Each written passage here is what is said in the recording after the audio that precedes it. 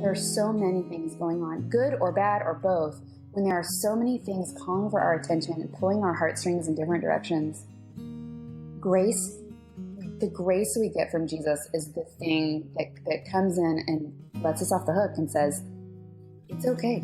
Like, these things don't have to get done. These things can fall. At the end of the day, what matters is this relationship that I have with you and this connection back to God and this foundational faith. Like, that's all that matters. Welcome to the Experience Jesus Calling podcast. Emily Lay seemingly has it all. She's a wife, a mother, a successful business owner, and now an author. Emily shares how she gave up always striving for perfection and found grace instead.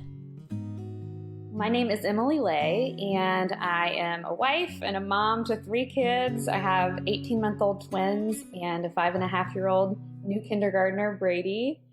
I'm also the creative director of Emily Lay Paper and Gifts. I'm the creator of the Simplified Planner, and I'm a new author as well of Grace Not Perfection.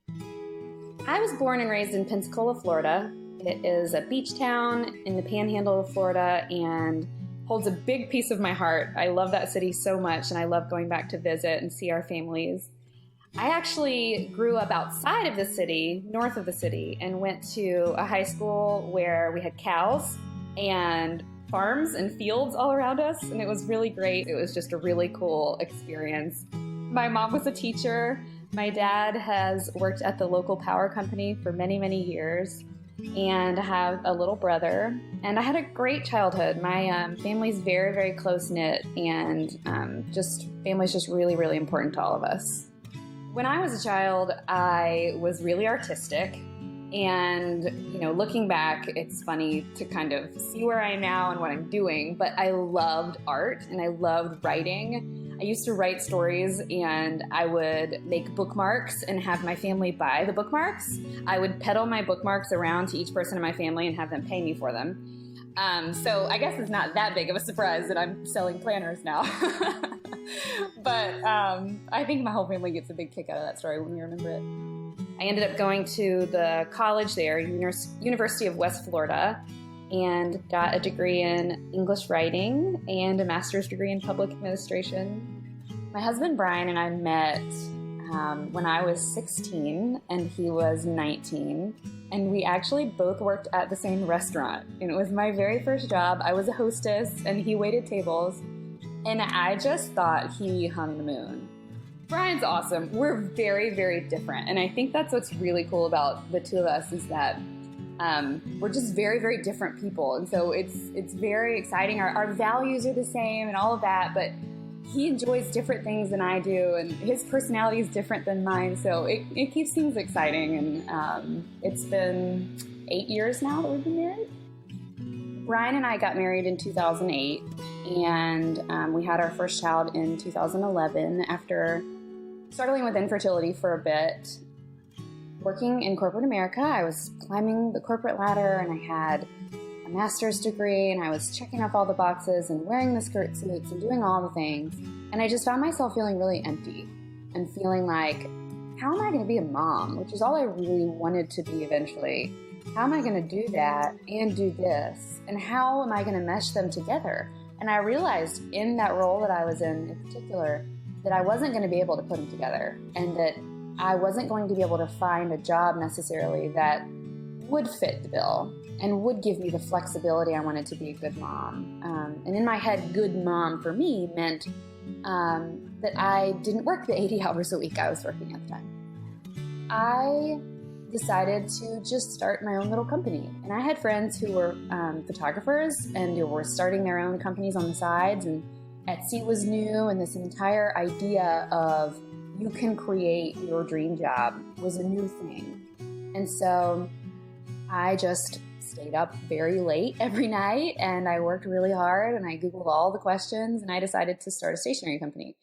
And so I sold stationery on Etsy in the early days while I worked my full-time job at the University of South Florida, and worked during my lunch break, and I worked late at night. And little by little, we just saved up the money that I made there. And once I had enough money to build a website, we built a website. I didn't take a paycheck for 2 years in that role. I slowly and surely built the company as a stationery company and did wedding invitations and that sort of thing. And then started doing branding work and anything I could within that graphic design realm that really made me happy to pay myself a paycheck. A very, very, very modest paycheck. After my son was born, one day I was pacing around my house with a laptop on one hip and a baby in the other, and I was so much more empty than I felt when I was working in corporate America, and that was a very, very weird feeling for me. Like, what have I done? Is it worse now than it was? Am I actually any good for this child that I love with my entire heart? Am I actually any good for these branding clients that I have as well either? And am I any good for myself? And so I was on the phone with a friend and said, I am done. And it was one of those throw a dish against the wall moments where I said, I'm done. I'm trying so hard to be perfect, to have dinner on the table at 6, my house always clean, my clients always happy, my baby always perfectly clean. Everyone had perfect hair and 6-inch heels, and why couldn't I do it? And I was just miserable. And I said, I'm done. I am going to hold myself to a standard of grace because that is all that matters. And I'm so sick and tired of trying to be perfect. When I said that, it was like this light bulb moment of God saying to me, like, yes, this is what I'm trying to tell you. Like he was shaking my shoulders or something. This is it. This message, this thought needs to be out there. And it starts here in your heart, Emily, because you are in the thick and you are thinking these thoughts and you just need to like sit in them and let me work in you what I'm trying to do. And so I decided that idea that women are so completely overwhelmed because of the pressure we put on ourselves was going to be part of this new company I was going to make. I thought I want to go into that space of women who are purchasing organizational products looking for hope and looking for a fresh start, and women who feel like I did, or some variant of the way that I had felt in that throw a dish against the wall moment. I wanted to reach them and not just schlep a product or make them buy something. I wanted to make things that made them think and to get inside their hearts and help them come to those moments that I had come to, and I mean continue to come to. I have those moments often still. Our very first Simplified Planner was a binder concept, and I wrote on the pieces of paper. I started mocking up this idea for a page that just had your schedule, your tasks, your notes, and your dinner, because that's the way my brain works. So those are the things I think about during the day. And so I used those pages for a little while and had them printed locally first. And that first year they sold out like crazy. I think that first year we sold 500, which might as well have been 50,000. I mean, it was just such a huge number to me that many women were looking for something that spoke to them in a way and gave them hope and a fresh start, made them feel confident in their, confident in tackling their days with all that women have going on. It's just been such a crazy adventure since then, and things have grown and grown, and the planner concept's changed and morphed as we've used it and tweaked it and perfected it. But I don't know, I just feel so honored to be able to make a product that gives women that kind of a fresh start, because I think it's something that we're all so thirsty for, like deep in our hearts, so thirsty for the confirmation and like the empowerment that comes with that. The whole grace, not perfection concept, when it came to me that day, when I was stomping in my living room on the phone with a friend and trying to, comfort my baby, it was so powerful to me, and it was so like heart-changing for me that I said, I want to do something with this. I want to make something with this. I want to make this tangible, or give this to other women, or speak this to other women. I wrote a blog post that I can't even remember how many times it's been shared. A zillion times, I feel like. We wrote the phrase and turned it into a little art print, and then it became a journal and all sorts of different things.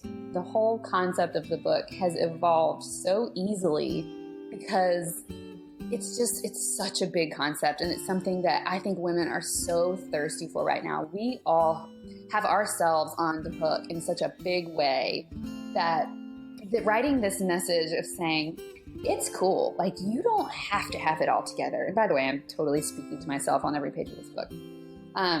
you don't have to have it all together. Your house does not have to be spotless.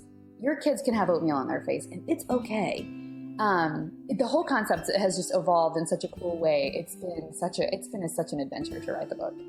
It's funny. I actually found a book the other day from my grandmother. It's called My Caravan, and she had given it to me. It's a book of poems. My grandmother was really, really special to me and actually influenced my faith a lot. But she gave me this book, and I opened the cover. She passed away a few years ago, but I opened the cover, and inside it said, "Dear Emily Sue," that's what she called me, "I hope that you find this book as special as I do, and I really hope that one day you get to write your own book." And I sobbed. I just sobbed. I had no idea that she had written me that. And I was so surprised to actually find it and see it and think that, isn't that neat? She's totally just smiling down and watching what's happening. And she knew it would happen years ago. My grandmother was the one that really influenced my faith in a big way. She was a singer, and she actually, back in the big band days, she wore the big sparkly dress, and she would go to the, I guess they were like military clubs, or I don't know. I have pictures of her wearing these beautiful gowns with her hair all curled and pretty, and the big band behind her. And there were lots of military people there, and she would sing hymns, I remember, in the car. And after she would sing these songs, she would tell me about Jesus, and she would tell me about her faith. And it was very just joyful, and it was very almost simple. It was just this like childlike faith where she found such joy in the fact that God cared for her in such a big way. And I was just enamored with her and with the way that she loved God in everything that she did. And she talked about him like he was her best friend. And she influenced me in a really, really beautiful way in that sense. I've been through some hard stuff, especially with pregnancies and infertility. My first son was very, very, very high risk. And finding myself in those situations, or in those really stressful situations where life is just really heavy and there's so many things going on that you can't really get above water. I feel like that's where I felt God the most. I got my first copy of Jesus Calling from my grandmother. She gifted me a Bible, and she had my name engraved on the front of it, and a copy of Jesus Calling. And actually, the Jesus Calling may have come a little bit later. But she wanted me to have those things because she wanted me to have the physical tools I needed to have my quiet time every day. My grandmother used to always say to me, I was, believe it or not, a very hyper child and kind of always into everything and wanted to do projects, and I talked all the time. And my grandmother would say, "Emily, be still, just be still." And then she would quote the Bible verse, "Be still and know that I am God." And that is my absolute favorite verse in the Bible. Be still and know that I'm God. It's Psalm 46:10. I always try to take a couple minutes every day to just sit down with my Bible, with my devotional, with my planner, and kind of get my grounding for the day, and get my feet under me, get my foundation under me. And I think that's what's so great about Jesus Calling, is that it's so clear and it's short. The pages are short, and so I'm able to read it and digest it in a short amount of time. And it's so clear and helps me just map out my day in a beautiful way, in a good way, in a positive way. I think as women, we take care of so many other people.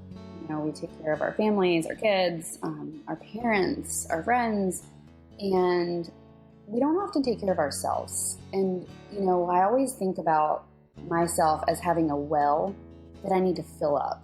And that if I don't fill up my well, I'm not going to be able to give anything out of it to anybody else that's any good. If I fill up my well with stress and worry and working too hard and too fast and not enough sleep, then that's what I'm going to give out. And that's not any good. Emily's journey to grace, not perfection, has enabled her to focus on the things that matter most in life. Emily hopes to show others how important it is to reassess what really matters most to each of us, and how we can get to a place of simply enjoying our lives amidst the chaos. Once again, Emily. I really believe that grace and simplicity are tied really closely together. And when we find ways to simplify our lives, to get back to what really, really, really matters, the things that really speak to your heart, that really fire your heart up in a beautiful way, I think that's where grace finds us the most, like in real rest and in real focus on what really matters. Next time on the Experience Jesus Calling podcast, we bring you stories of courageous women who are a part of The Next Door, a nonprofit organization that helps women who have been incarcerated or who are dealing with substance abuse issues find hope and strength for a new season of life. The next door is hope. The next door is hope for any person who walks through the door, not just a client. Any person who walks through the door, because everyone you encounter has hope. Hope for the work that we do, hope for each other. We support each other in a way that is unexplainable. Our featured passage today comes from the December 21st entry from the Jesus Calling audiobook. My plan for your life is unfolding before you. Sometimes the road you are traveling seems blocked, or it opens up so painfully slow that you must hold yourself back. Then, when time is right, the way before you suddenly clears through no effort of your own. What you have longed for and worked for, I present to you freely as pure gift. You feel awed by the ease with which I operate in the world, and you glimpse my power and my glory. Do not fear your weakness, for it is the stage on which my power and glory perform most brilliantly. As you persevere along the path I have prepared for you, depending on my strength to sustain you, expect to see miracles, and you will. Miracles are not always visible to the naked eye, but those who live by faith can see them clearly. Living by faith rather than sight enables you to see my glory. Hear more great stories about the impact Jesus Calling is having all over the world. Be sure to subscribe to the Jesus Calling podcast on iTunes. We value your reviews and comments so we can reach even more people with the message of Jesus Calling. And if you have your own story to share, we'd love to hear from you. Visit JesusCalling.com to share your story today.